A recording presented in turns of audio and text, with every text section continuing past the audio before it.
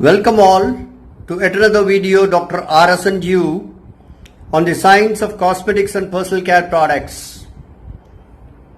You can type Ramesh Surya Narayanan S-U-R-I-A in the YouTube videos. You can get all the videos regarding this topic, and this is my email ID. Today we are going to part 110, International Fragrance Association. Right? I'm going to very briefly, this is a very short video, briefly cover about International Fragrance Association, just for a cosmetic scientist to know that there is a association called IFRA and what is its role, right, in the perfume industry. So you should be aware of the IFRA. It's just an introduction. I'm not going to details of what IFRA do, but it's only an introduction of what is its function, right? So that I will tell you how it is important for a cosmetic scientist, right? International Fragrance Association.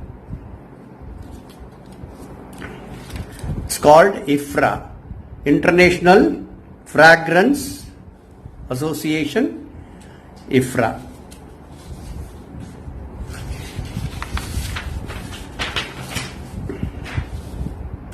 So, International Fragrance Association is the global representative body of the fragrance industry. It seeks to represent the collective interest of the industry and promote the safe use of fragrances. Headquarters location Geneva, Switzerland, founded in 1973. Basically, International Fragrance Association involves in regulating fragrance industry, and fragrance is one of the key ingredients in a cosmetic product.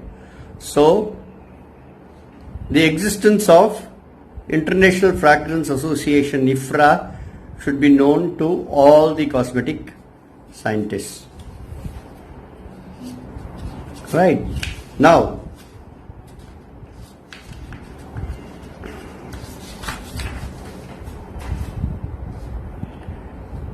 so for 4 decades, the IFRA standards have set the boundaries for fragrance creation. IFRA standards ban, limit, or set criteria for the use of certain ingredients based on scientific evidence and consumer insights. Certain fragrance ingredients, right, for the development of a fragrance.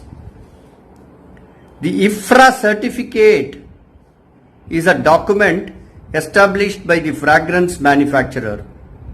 The certificate ensures that the manufacturing process is compliant with the industry standard. It allows customers to comply with different regulations around the world, particularly European Union.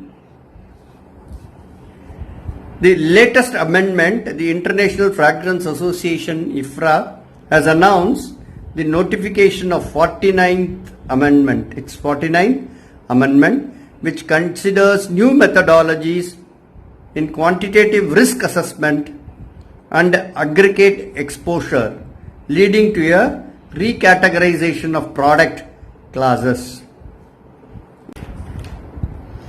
The IFRA standards form the basis for the globally accepted and recognized risk management system for the safe use of fragrance ingredients and are part of the IFRA code of practice.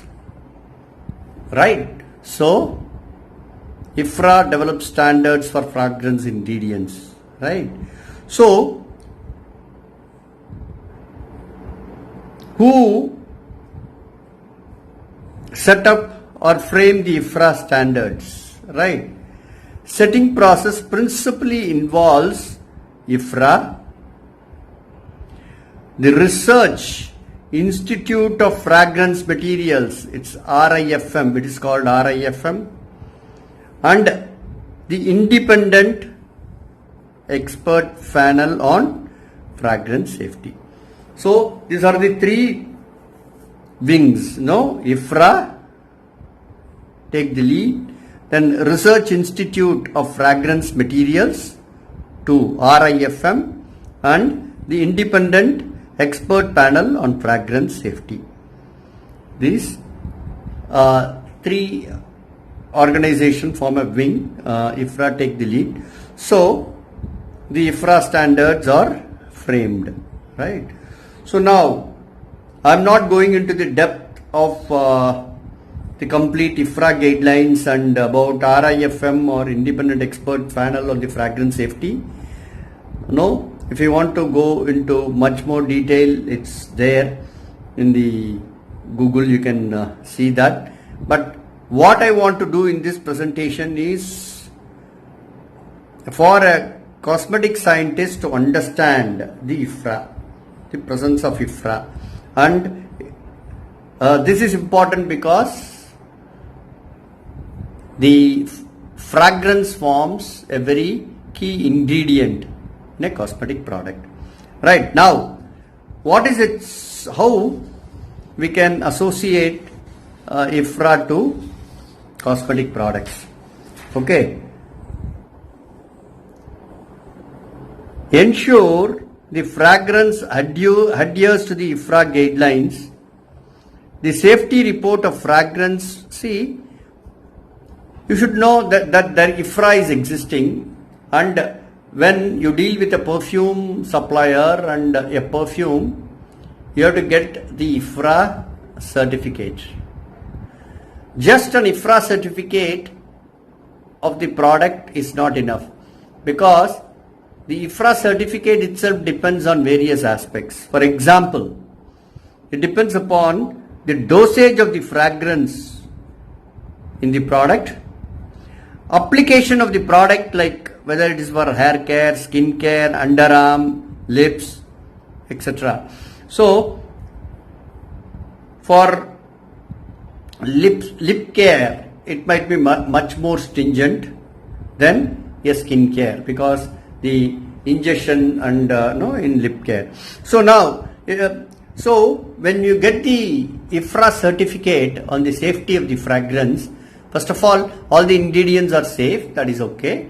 Then it also depends upon the dosage of the perfume you are using in the product, that is the second aspect, and for what product the perfume is used, that's also important. All these aspects go in to define the safety of the fragrances. So you have to discuss with the perfume suppliers on these aspects. Apart from this, European Union has listed in the Annex 3 of European Union EU Guidelines 2009. See, they have listed some of the ingredients that has to be used with caution or at a particular dosage. So there are a lot of perfume ingredients that come in the list, right? And they say above a certain dose of this perfume in this particular type of product, in an external cleansing product, stay on product, etc., then it has to be labeled, right? They are called allergens. It has to be labeled. So that is why in some of the product labels at the end, you can see some of the chemicals listed, 4 or 5 chemicals. So it is based on the allergen listing, right? Based on EU guidelines. So you have to get from the perfumers the IFRA certificate based on the dosage of the perfume, the product the perfume is used, and also the allergen listings. Now, if I use this percentage, what are the allergens that has to be listed on the label. So in Europe, it's very important that all the allergens have to be listed on the label. If it is above a certain level, as specified in the EU regulation Annex 3, those things have to be listed on the label. This is important. So this is a very short presentation where I wish to introduce about IFRA to all cosmetic scientists. So you should be aware that IFRA, association like IFRA is existing, and get your perfume cleared appropriately before you use in your product. Thank you for listening to me in this video. Till we get connected in the next video, be happy, be safe, be smiling. Bye.